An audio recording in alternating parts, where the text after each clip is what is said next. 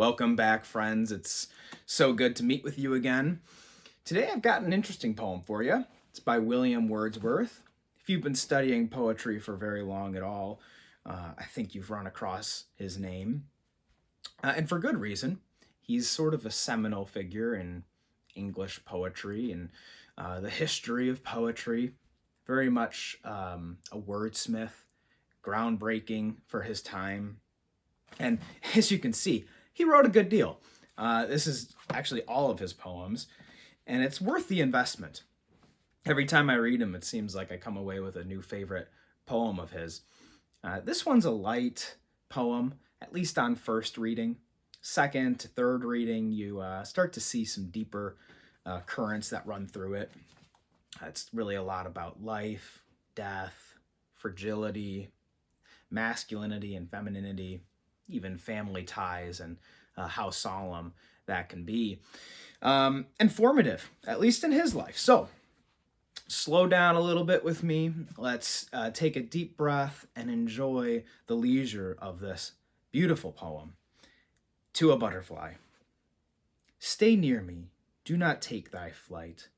A little longer stay in sight. Much converse do I find in thee, historian of my infancy. Float near me, do not yet depart. Dead times revive in thee. Thou bringest, gay creature as thou art, a solemn image to my heart, my father's family. Oh, pleasant, pleasant were the days, the time when in our childish plays, my sister Emmeline and I together chased the butterfly.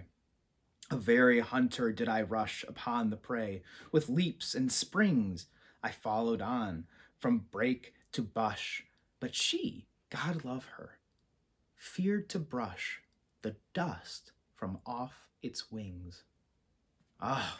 So first thing to note, he's hearkening back to his childhood.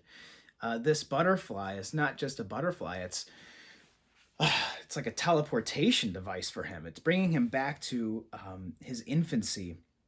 You know, this is a historian of his infancy. It's teaching him something of what he lost in his youth. He's begging the butterfly to float near me, do not yet depart. These fancies, sometimes we'll get a glimpse, a nostalgic glimpse into our past, and it's almost like deja vu. You can't hold on to it. And he's trying desperately, but it is elusive, as a butterfly is. Dead times revive in thee. So he's having sort of a rebirth of these younger years. He's calling it a gay creature, bringing a solemn image to his heart.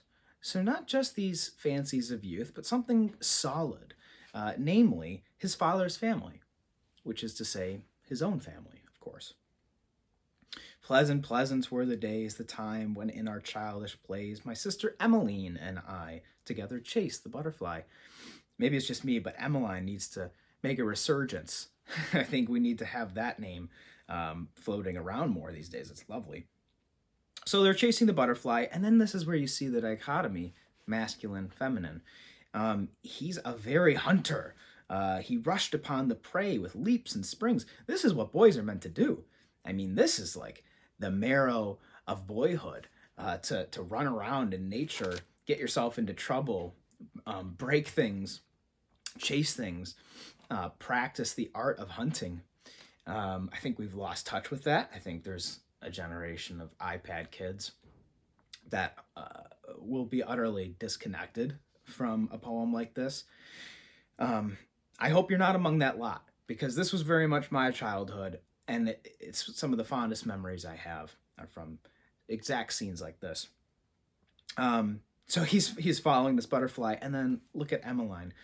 But she, God love her, feared to brush the dust from off its wings. I don't know if your mother told you this, or or if anyone in your life told you this, but it was my mother who told me that if you touch a butterfly's wings, it so disrupts it that it can actually die. I don't know if that's true. It's a beautiful thing to think, though, that these creatures are so fragile that even that slight imbalance or the oils of our finger can taint the butterfly and perhaps even kill it. And so that's the feminine touch there. She's not even wanting to disturb this thing in its peace. And I think both are right. I think boys are meant to chase after their ambitions, chase after lovely things. This is the pursuit of a wife. This is courtship.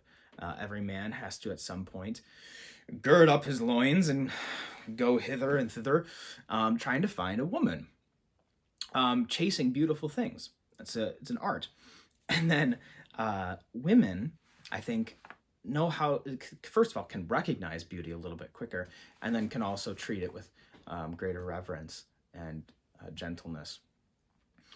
I just love this poem for how profound it can be while maintaining a very light topic. Sometimes poets will jump right into these like life or death situations, really, really heavy things, and they'll bring in great big, $100 words, and they try to paint too big of a picture, maybe.